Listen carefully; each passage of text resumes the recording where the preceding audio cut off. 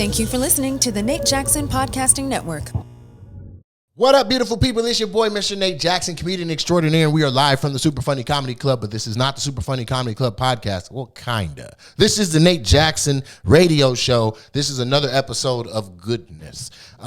If you're not hip to it, you can go check it out. It's on iTunes. It's on YouTube. I've had phenomenal interviews with incredible people. I interviewed Kalita Smith, the mother from the Bernie Mac show. That was 3 episodes ago. Then 2 episodes ago, I interviewed Jeremy Sarez. He played the son on the Bernie Mac show. He also was Cuba Gooding Jr.'s son in Jerry Maguire. And then most recently, I just posted a throwback clip on my Instagram at Mr. Nate Jackson of myself and Quentin Rampage Jackson, where I walked on the wild side and roasted him despite his MMA career and obvious temper flares that have been caught by the media. That was actually fake news. Dude was dope. He was phenomenal. He's actually very funny, and we had a great interview. Today, I'm pleased to announce my guest for today's episode is, now listen, do we go government? No, we ain't gonna go government. All right, so we're going to go Xperience, a.k.a. XP. That is my guest for today. Now, there's going to be certain accolades I give to you that you're going to have to rein me in because I'm so excited about what you've done, are doing, and will do that a lot of my stuff is going to sound outrageous. So you can stop me where you want. He's responsible solely for 7 of 10 of Macklemore's platinum hits. So for all the listeners out there that say, where does Macklemore get all this soul? This is the soul. He got some in the train. No, he definitely He got a little bit. Ben is cold. But how true is that? 7 out of 10 platinum hits? A little too much sauce? I think that's a little too much. I don't think it's 7. I think it's more like 5 or 6. All right, give me 3. We're gonna go 5. No, I want you to say 3. Oh, 3. Glorious. Wow. There's Glorious. Okay. Good Old Days. Okay. Marmalade. Okay. Featuring Lil Yachty. Yeah, a little boat. Lil Boat. What else we got? Downtown. I'm drawing a blank. Thrift Shop. No, I didn't do that one. Dang. Didn't do that one. Yeah, I mean, there's a lot. There's hell. The past 3 albums I've helped work. Fantastic. Yeah, but I don't get a plaque for every one that I do. So you don't get a plaque for all that shit? No. I mean, I could ask them for one, but it's like... Yeah, they would give you one quick. They're like, it's our boy. It costs money. So. Yeah, but that's fantastic, man. Thank you, man. Thank you, bro. So, I have an interesting story about Lil Yachty. Okay. How about that? Yeah. So, annually, George Lopez throws a function at his house called Who Weed in My Pool, right? Not peed, Who Weed. Who Weed? Yeah. And people do whatever they want to do at this party, Who Weed in My Pool. And the Kings of Comedy or the D.L. Hughley, it's called the Black and Brown Tour now with George Lopez and other major acts. So their cameraman and friend for life and the person who's been taking all the pictures of all the celebrities and all the stuff around them is Lil Yachty's dad. Okay. So Lil Yachty, since he was literally a little Yachty, has always been around everybody. I mean, he calls D.L. Hughley and George Lopez his uncles. And they call him nephew. And so he's like, wildly connected and with the culture. Crazy. Not I just, know that. Nobody would know that. When you see Kool-Aid dyed individual braids, you think, oh, we have another lost child with talent. No, Lil Yachty's actually raised very well, has a great circle and a whole bunch of people around him. Anyway, speaking of that, let's shift into your childhood. Okay? Because I think for you to write a hit song like the one that's dropping at midnight, Peacocking, and I knew when I heard it. You know when you hear it. And I heard it before it was blessed by Talkbox. Yeah, you heard it in the real rough stage. Wasn't even that rough. I remember. This is the type of song where I remember where I was when I heard it. How about that? I was standing outside of Emerald City Smoothie on 38th Street near K&G Men's Factory, and he was like, "Hey man, here's a little something I'm dibbling and dabbling with. Tell me what you think." And it comes on, and he's peacocking. I was like, ooh, this is slapping harder than a pissed off pimp. Hey. On some bitch, where's my money? Little bit. That shit goes. Thank you, man. And so it drops at midnight. And since then, you've added Mr. Talkbox to it. Yeah. There's a whole video. Who shot the video? The homie Jake McGraw. Jake McGraw. Quick draw. From JMD Creative. He shoots photos for Mac on tour. He does the videos. He does the whole thing. He's raw. Yeah, so look like you got a beautiful space and a fantastic outfit, and I'm trying to make it look like I live there. It looks like it. But that's not my real. That's why I took my shoes and I was like, I'm going to take my socks off. That you looked comfortable. I was for 40 minutes. They charged us hilarious about an hour. I said we got 45. You see, most people take off their shoes, socks, and hat, and you were like, I'm gonna keep my hat on. The hat on. But so the music video and the song, all that drops at midnight. I think the video is actually available in the morning, but it's gonna be everywhere that you can get songs and hear music. And the song is dope. It's Peacocking, and it's about showing out, kind of on some.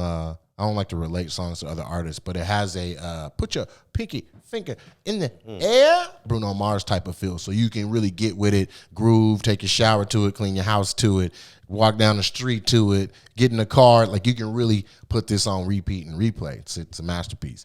But what I wanted to talk about was, like, where are some of your earliest influences that have led to, that you think directly have influenced your success as an adult in music? I mean, of course, it started in church. Growing up in the Baptist church. Look at God. Look at it. And you get introduced to music at a very young age. And my mother was the lead singer at our church, and she was a soprano, but she could get up there, right? Okay. So she was well known around the area in at that time, Detroit. And so I used to sit behind the drummer, and he would give me a pair of drumsticks and let me just hit the floor. And eventually I just knew how to play the drums. Never had no lessons. From hitting the carpet. And when I was like 5 or 6. And then the drummer didn't show up one day, and my mama was like, he can play. And I was like, huh?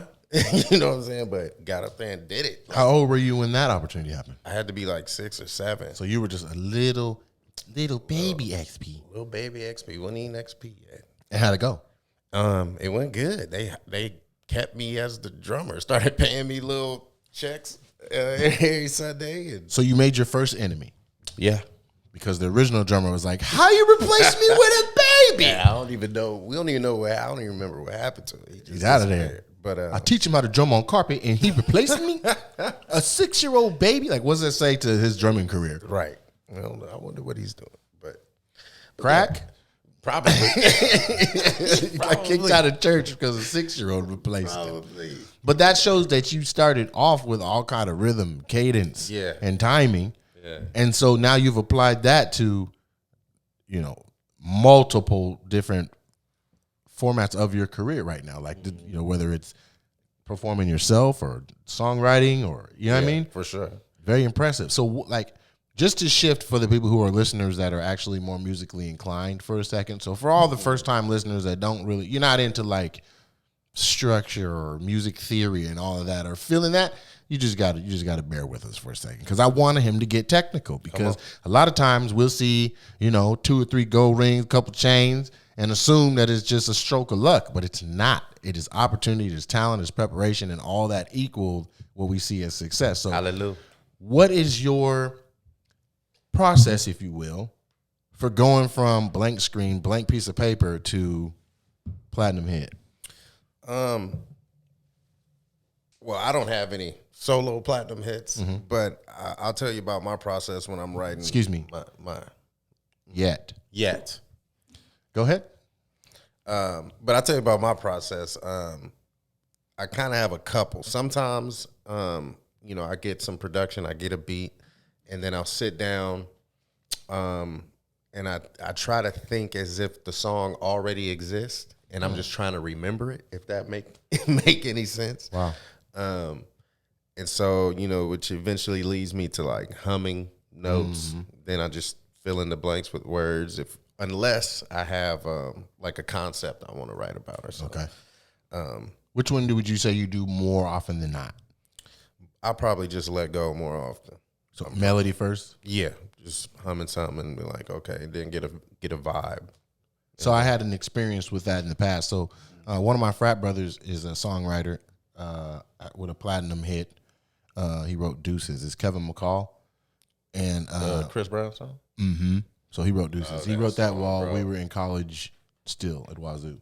And then when he moved back to L.A., where he was originally from, he started sharing his catalog with different artists and things. And so that's how he got a part of the Chris Brown stuff. And so I just went to go kick it with him one day, just to go, just hang out with my guy. I'm like, look, a lot of things are taking off around you and stuff. And sometimes it's good, not necessarily to like for humility or being humble, but it's just good to stick with some of your old people rather than all the new faces that's around. Right. And so I was just going to kick it with my dog, and he was back messing with his talk box, and we were singing runs and all that kind of stuff. And he explained it to me. He was like, so I'll hit runs on a beat or whatever, like see whatever fits and what goes. And then I come back and I'll sub in the words. So the melody is definitely strong. And I think it's a testament to our ears as humans. Like, yes, we can connect to the words of a song, but that melody is what hooks you. Right. The melody is emotion is. Yeah. And look how many people sing along with songs they don't know every word to now. And I mean, frankly, the most viral sensation in music right now is the kid in Asia who's only counting. Oh, yeah. 40, 41, 42, 43, Killing 44, Right. 45, 46, 47. But his confidence is off the chain. 49. Yeah, but it slaps though. Yeah, it's hard. I'm out there like 46, 47. So melody is facts. I mean, and Snoop reposted and was like, just so y'all know, words don't even matter. Right. You know what I'm saying? Especially like I learned that when I started doing shows over in Europe. Because there's a language barrier. Yeah, and so when you get on stage and you're singing a song, and then a couple people know your song and they singing it with you, and you can kind of tell some understand what you're saying, but then you could tell to some it just don't even matter. It's just like it makes them feel good, and they gonna sing it with you. So how do you then go from a strong melody to the message? Yeah, so again, that's like what I was saying about like the vibe. So once I get that melody, I'm like, okay, well, this makes me feel like this. If it's like some smooth, can we curse on it? Are we allowed to curse here? I don't give a fuck what you do. Okay, shit. No, so it's like if it's on some lovey-dovey shit, and I just want to vibe out, and I'm like, all right, this for the ladies. You know what I'm saying? Then it's like, okay, well, what do I want to say to the ladies? You know what I'm saying? I want to take you out. I want to, what am I saying? Am I just on some, it's 2 a.m. It ain't time to talk. What is time for at 2 a.m.? Yeah, well, we trying to have some children or not. And so sometimes I make baby making music. Okay. And I know that's what I want to do. I don't have kids, but I do enjoy practicing. Exactly. And so you never know. And so in case you do, I'm here to be your background. Is that directed to the ladies? That's directed to everybody. Well, why don't you look right at them and tell them? When you want to have a baby, I need you to come see about me. Not physically, but the music. So you want to have kids with them, or you just wanted to do it? I want them to hear my voice as they're conceiving a child. So while the doctor's like, push. No, like while they're conceiving a child. So she's like, when the guy is like, I'm about to bust, right. You want her to hear you go. Right. Hit a note. Hello. Hi. No, I want it to be a certain note. Well, let me tell you something. Ladies, don't come to me when you want to have a baby. I'm not the one. I don't even like to play with the concept of being a daddy right now. Father's Day is for the motherfucking birds. Yes, I should be planning a family, but you know what feels better than that? A nut. So call me when you want to experience some fun. When you want to go to the lake fair of sexual experiences, the sea fair of sexual experiences, when you want to peacock with your feathers out around the room, when you want to have an experience, that's when you reach out to me. I'm the one fucking you. So yeah, let's shift into talking about the ladies, because you go from being we're awkward when we're little. We're all trying to figure it out. We're little kids. Very. To now, I'm still awkward a little bit. A little bit, but I mean, you also are a worldwide, you're all over the world experiencing things, touring internationally, and so you've come across women of every race and creed and nationality. How do you balance that attention with your innate nature? It's hard. It's hard to do, but you gotta remember that you're here as a professional as well. Wherever you are, you're there to work as well. You gotta get up there, you gotta do that show. Now after the show is over, After the party's after party. after the party is after party. And that's a different story. And it's one of my favorite parts. I'm not gonna lie. Listen. Okay, you talk about it. Talk your shit. If I never make it in music, I don't care. I'm still gonna do music because I love making music. Okay. My favorite thing about it is being on stage and performing. I love that energy. I love performing for people. One of my other favorite things about it is the after party after the party. All that doggy stuff. It's a beautiful thing, especially over in Europe, because everybody is more free over there. They're more. It's like it's not as serious. It's not as risque. I mean, you could literally see naked women in Amsterdam in the red light district.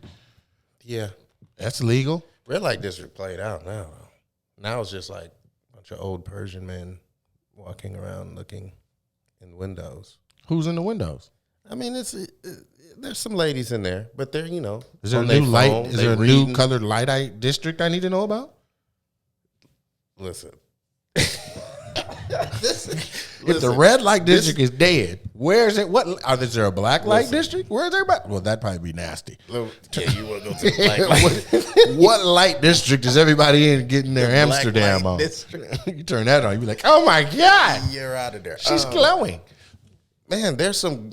Listen, I'm listening. I'm not saying that I indulged in these. Okay. But I've definitely gone to the places just to say I've been there. And I know about cocaine, but I haven't done it. Exactly. So I will tell you about, where is it? Zurich, Switzerland. Okay. That's where they have the raves, the big raves. Yeah. They got a street out there called Longstrasse. Longstrasse, which I think just means long street. Okay. Long street. Okay. But on this street is every club, bar, brothel. Millions of people out on the street at all times. And that is an amazing place to be. I had a lot of fun there. Me and the homies had a lot of fun there. Vegas ain't got shit on Longstrasse. No, Vegas ain't. Well, yeah, Vegas ain't got shit. You are gambling. Out there. You're rolling the dice. You're rolling the dice for sure. What happens in Longstrasse stays in the form of bumps and bruises. Yeah, it gets wild out there. You think you're gonna get married? That's a great question that I'm being asked by multiple people in this time in my life. Maybe. I don't really see a reason. Are you gonna get married? Yes. You are. I want to be married and I want to have a big old family and all that. Mind you, August 14th was my 37th birthday, so whatever I do, happy belated. Needs to hurry the fuck out. Yeah.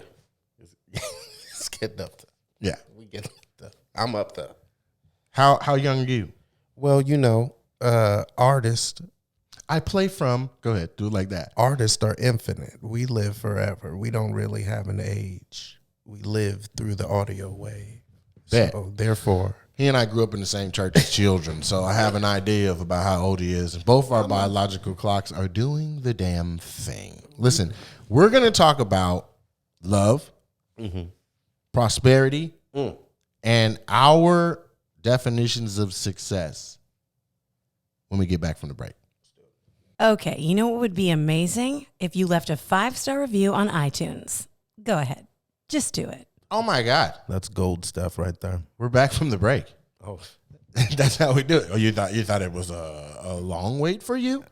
I hope you enjoyed the ad that played. If an ad played for you, it depends on what region you're in here on the Nate Jackson Radio Show. So, how do you define success? I define success as just you're comfortable, you're happy. Those around you are happy. They are also comfortable.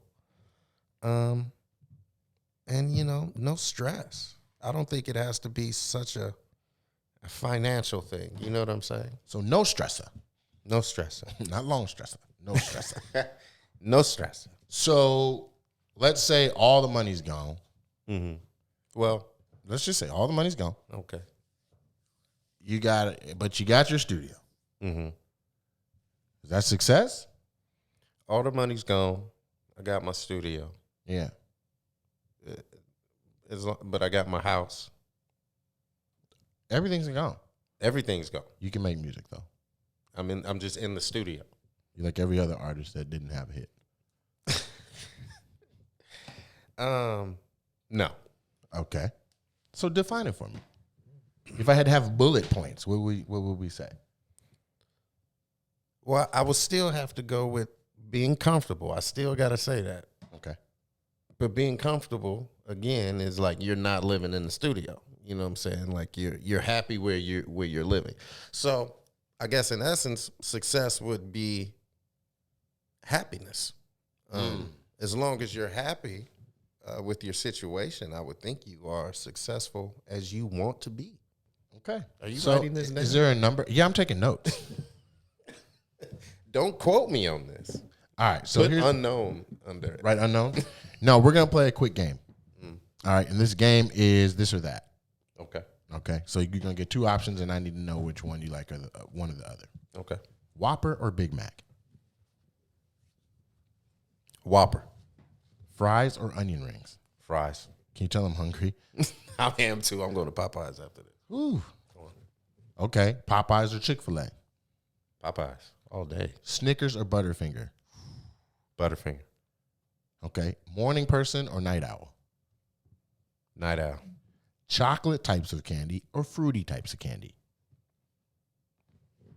White chocolate or just All right. White chocolate or milk chocolate? white chocolate? Okay. But now, if it's milk chocolate, fruity candy. gun or knife? Gun. Weed or Coke? Weed. Soda or water?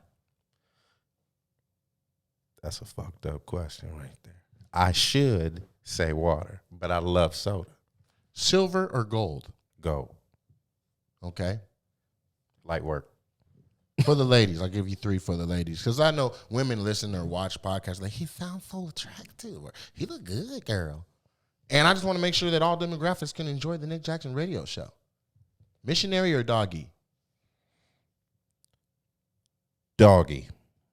I hesitated because I was gonna say it depends on who you with, but I'm gonna go doggy overall. Noggin, you give it or she gives it? She gives it. Okay. I'm not saying I won't, but she gives it. Okay. Massage or like a pamper, like a pampering Massage. every time? Every time. All right, well, there you have it, guys. Boom. That's a this or that moment. I probably should have had some prepared, but And that was great. people just like when you wing it. They like when you just wing it. Freestyle.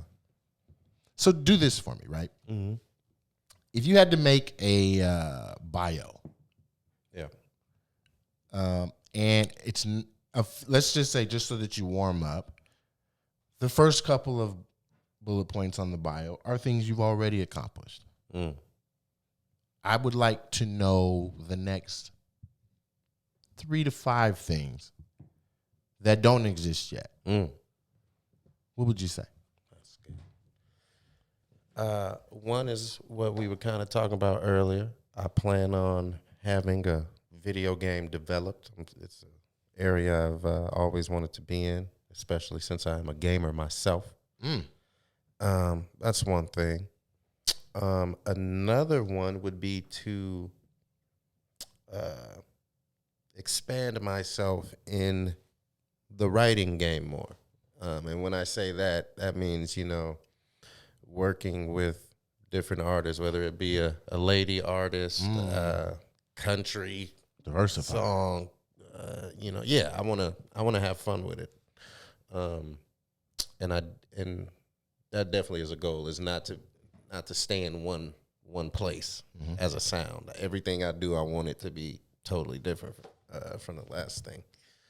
So that's definitely a goal for me. What else? I want a puppy. Okay. What kind of before puppy? a child. Okay. What kind of puppy you trying to get? I don't want to be judged You want a Frenchie? with the French French the little bulldog? I was thinking about that, but I'm gonna be honest. Mm-hmm. I really want like a golden doodle or like a labradoodle. Because then they don't shed. They don't shed. Yep. They're really smart. Yeah. Somebody said they're like one of the smartest dogs. Yeah, well, Jack Russell Terriers, I think, the smartest dog on earth. Oh, okay. That and a well-trained German Shepherd. Oh, okay. But for the dog lovers out there, like, no, it's not. It's the... Yeah, Don't start that shit. I'm just telling you what I heard. Yeah. That's what I want. One of them. Much as you travel, That's why it's been hard. That's why I'm like. But right now I'm like, man, I wish I would have known COVID was coming because I'd have got me a COVID puppy. yeah, but dogs don't last for COVID. Nigga. They last for their whole life. I know, but I would have had I would have been straight. I would have had the puppy straight by then. Where 'Cause would I the want a puppy be while you and the homies are at Long Stressa? The puppy would be with my lady friend. All right. So you're gonna be like, who's that? 2 Chainz that has that dog with him all the time? Or Yeah, Future? Somebody has a little dog with him all the time. I think it is Future, ain't it? Yeah. Yeah. So- I want something. That's So a puppy before kids. Yeah. Is there anything Because else? if the puppy died, then it's like, oh, this nigga shouldn't get no kids.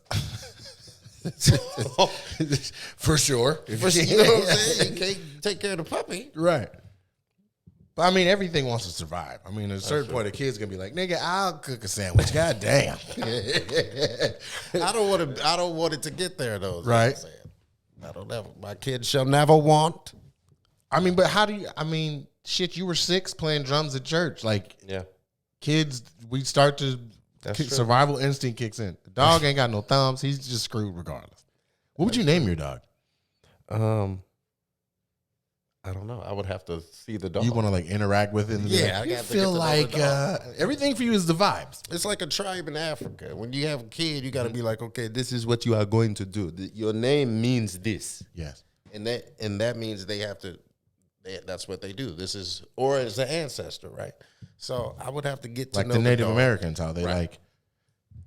But I mean, and it sounds like crazy noble because like you may meet like a girl named Hummingbird, and that's like that's crazy. Right, But then you could also meet somebody named Lightbulb. You like, damn, they weren't outside, huh?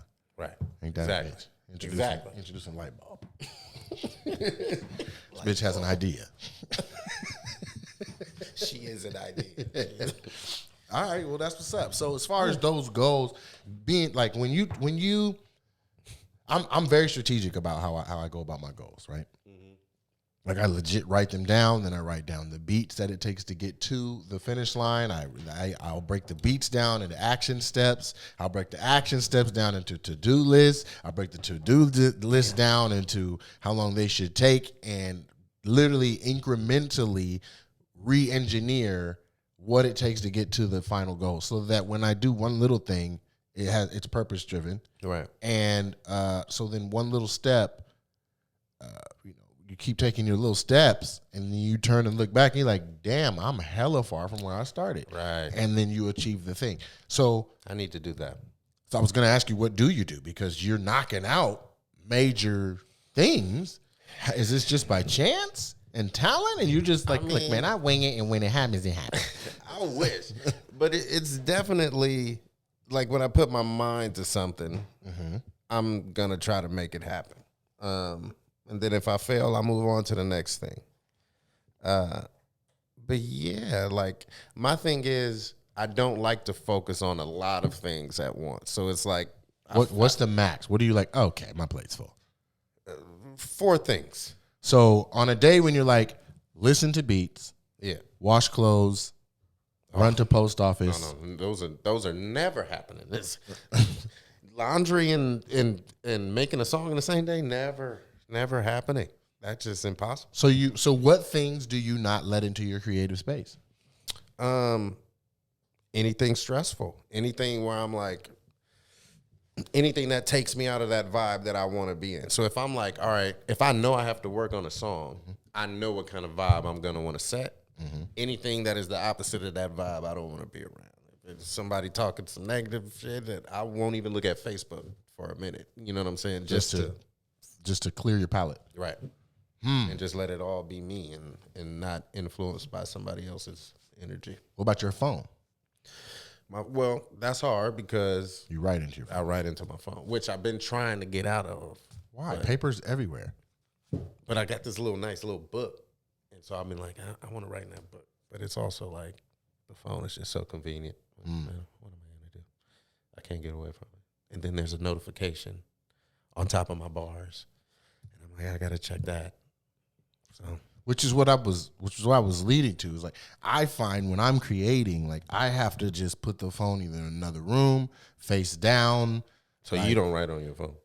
Yeah, I got plenty of material in my phone. But how can I, if it's a fledgling idea, how can I get it to where it can stand upright on its own if my phone rings, texts are coming, notifications are popping in from here and there? I mean, I'm talking about I got news apps, text messages, the Instagram. Yep. And I post viral content, so the notifications be off a goddamn chain. Yep. So I have to just leave that shit alone. Furthermore, as of recent, I've been taking my phone and putting it on the other side of the whole room and shit. Because I'm finding that off the first notification I get in the morning, I hear that. Yeah. And I check that, and there's no going back to sleep. Exactly. So whenever that first one hits, if it's 6:15, guess who's up for the goddamn day? Yeah. Me and my tired ass. And that's why I've been kind of. And you know what's crazy? We be exhausted after waking up like that and have to finish our day out. And the goddamn phone dies. The phone don't ride out with you. It should have to struggle on 1% like us. That motherfucker be like, nigga, that's it. Charge me back up. What about me, bitch ass nigga? I need to charge back up. Apple, you need to work on that. You need to have our phones. They already counting our heartbeats and steps and shit. It should let us know when our energy is so low that everybody got to take a goddamn break. Right. I want to see it fade out and dim. I want to see it struggle. I want to see it like you're trying to text and it's struggling like you. Right. And then it don't even die. It just say go to bed. It's nap time. This is the world. This is the world we live in now, man. Where we're dropping. Speaking of the world that we live in right now, how are you handling a whole new world? This COVID fuckery. I think I'm doing pretty well. Damn it. I'm an introvert. Oh, okay. So you like this? I've been in the crib. I've been in the corner, in the dark, in the fetal position. Mm-hmm. That's what I do. That's where I get my best material. So creatively, you're flourishing. Yeah, I think it's weird to say, but I think this is definitely the best project that I've done.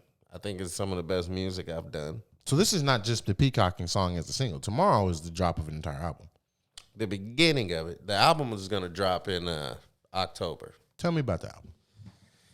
The album is a cornucopia of soul and love.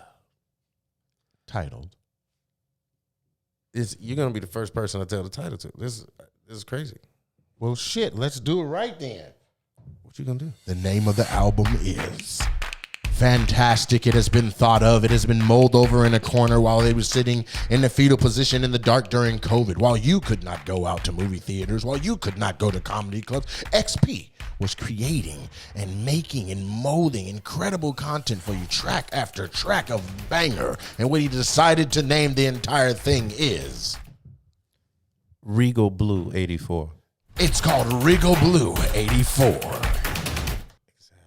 Tell me this. It has a lot to Walk do. me through your medulla oblongata. For sure. And how you get to that. For sure. It has a lot to do with the artwork, which you can't really see. Mm-hmm. The artwork is, I had one of my favorite artists. He's a painter.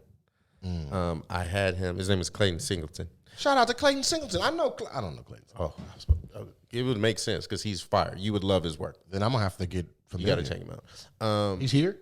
No. I don't know where he's stationed at. But okay. He does... Probably long stress. He does black art and just puts... Like, he'll do a painting of anybody and just put you in a light that makes them... Fantastic. Godly almost. Wow. So he did this painting and it's super royalty. I got a crown on and it's like I got chains on and the background is blue. Okay. And so I wanted to touch on, I was like, okay, it's regal. Okay. You know what I'm saying? And where I grew up. So this has nothing to do with a car. It does. Okay. Because where I grew up, East Chicago, Indiana, Gary, Indiana, Detroit. That's where the Jackson family's from, Gary, Indiana. That's right. And you'll get your ass killed fuck around there too. You So will. Just be safe. Be careful. Be careful. So Gary, Indiana. Gary, Indiana. So, OGs, that was one of the cars they used to push, was a Regal. And they put that motherfucker up, they sit it up on 22s. Yeah. And then, and they pushed good weed out of them. And some of them pushed other things. A dog. But, and so that it's kind of touching on that, on kind of where I came from a little bit, and to where I'm at right now, being Regal, trying to be, Black excellence, royalty. Are you a Leo? Pisces. I'm a Leo. That royalty shit speaks right to my soul. So I'm a fish. I swim by you as you are being royal, and I say, continue your royalty. Yeah. And then I swim home. But yeah, so and then that, and then 84, the year I was born, and it also just happens to be one of my favorite years of the Regal that I used to see the OGs pushing. So That's what's up. So you're actually not timeless, despite the first section of the podcast where we weren't saying how old you are, and now you came in here and dropped that 84 was the year of your birth. No, I said 84 was the year of my favorite Regal. I didn't say that that was the year that I was birthed. Okay, well, hey, the people heard what they heard, and they can review it. Either way, We don't edit around here either. your music, what you create, and you essentially, your essence is all timeless. Now, I don't know if in this podcast we were able to capture, I know we weren't able to capture all things that are XP, so I want to extend the invitation for you to come back. Man, if you have me, Because I want to dig deeper. And I'll tell a little story. Then we're not going to go into this. Okay. But we are going to tell them where to find you on the internet and all that stuff. Okay. Immediately after I do this. This is a cliffhanger. Okay. When I was young and going to church, Oh my God. it's happening. As a child, we had Bible study on Tuesdays, and then it was followed up with choir practice. It was actually pretty fun because it was like all the young people from all of the different schools in the area, which was the only time you would see the girls from the other high school because they would just be over there, either that or at like a citywide dance. So we would love going to church, and everybody would be intermingling and commingling. And when you're young and budding, and you're dealing with your your innards and all the feelings, and your hormones are raging, and that stuff starts to outweigh where you're at in the environment you're in, and you just bubble over and you suck titties somewhere you ain't supposed to suck titties at. I was in Bible study, minding my business, probably passing notes back and forth to other ways. It was Bible study for sure. Tuesday night, church wasn't done being built. XP was a member of my church, and so was the young lady who he got caught with in the back of the church, back there tittying around. They were kids, so it didn't get too crazy, but they got caught by a minister. And so what we saw from the Bible study room was, first of all, everybody knew they was back there. We all knew they had snuck off to do their thing. I was trying to figure out who I could go back to. Oh, absolutely. Y'all weren't slick. I'm like, because her little sister was still in there. So we're like, hey, yo, where's Jane Doe? And they're like, oh, where's John Doe? Oh, they back there doing around. We knew it. And when Minister Johnson went past, we were like, I hope she don't know they back there. So I don't know what y'all was back there doing, but she caught you. And so y'all got yanked out of the back of the unfinished being built church and drugged through the whole front of the foyer of the church past the Bible study room. Can I say, because that part of the church wasn't fully built yet, technically it wasn't as bad as if it would have been in the actual part of the church. There wasn't as much of God's eye on that part of the church. Okay, go on. Whatever you've told yourself to justify sucking titties in the back of a church is fine with me. But I do think you should have a coming to him and just be real about it. Repent. Yeah, like my bad. Okay. It wasn't done back there. I was very horny. The young lady was with the shits. And just have your moment. But it's hysterical to me. And here's the thing. That same minister caught between 4 and 7 other children messing around in the church at different times. This is actually more common than people think. You can't just send a bunch of little horny kids to any building and expect them not to horn together. You just can't. I know somebody who got caught in the broom closet of the old church down on Puget. Downtown Olympia. The original? Down there messing around, trying to figure out, well, does that fit in this? Does that go on that? Or what is this? Which way does that shape in? Oh, yours is changing. Oh, mine is changing. Just little kids. Under the watchful eye Well, they didn't know all of this. the Lord. They thought they were under the watchful eye of a push broom. So you don't understand. They're in a broom closet. You thought you were under the watchful eye of a dusty, under construction, concrete bucket filled room. It was some concrete buckets. And a minister ran in on you and brought the entire wrath of the Lord with her. And so when you come back, I need you to be able to explain how that even pops off. Like, how do you get dropped off at New Life Baptist Church? Like, you know you're going there. You pass the sign on the way into the parking lot. You park. You go in. You sit in Bible study. You pass a note or a whisper or a suggestion, and then the two of you strafe because you didn't leave at the same time. You didn't walk out with your fingers interlocked. No. She left first, and that's how I know she led you down the wrong road. You. And then you followed a couple minutes later, winking and dapping niggas on your way out like y'all know what's about to happen. I might even wipe my dick off on Bible paper. We're like, oh my God, XP is a heathen. Blasphemous. Hey, I stayed in Bible study. I'm just saying what happened. So I want you, when you come back, to tell me about that. And then seriously, I want to delve a little bit deeper into what we as African-American men think is going on with the cultural shift that's happened in the country, about Black Lives Mattering, about George, about Brianna, about Biden. And I want to actually dig just a little, and I mean a little, just scratch the surface on what's going on with Democratic National Convention and us getting Trump up out of there, or keeping him, depending on how you feel. But I want to go into that kind of stuff. In the meantime, since this has been juicy, tell them where to find you online. Oh, you can find me at Xperience XP. Now, that experience does not have an E at the beginning of it because I had to be special. So I took the E off, and that's hip hop. So it's at Xperience XP on all my social media. And yeah. And my website is xpmusic.rocks.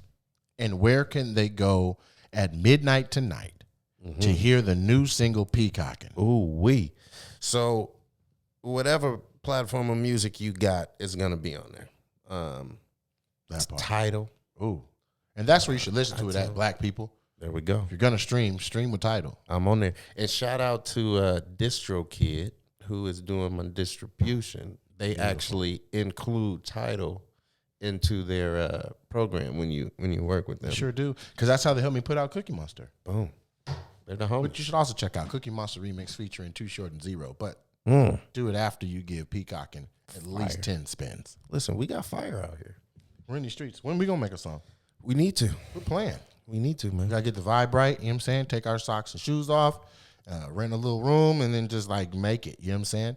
Check me out on Instagram at Mr. Nate Jackson, superfunnycomedyclub.com. We will be back after this brief hiatus where the governor is messing with live entertainment, but we'll be back. We'll be better. We'll be bigger. We'll be stronger, and we will be a glorious space for the Northwest to enjoy live comedy. Peace. Thank you for listening to the Nate Jackson Podcasting Network.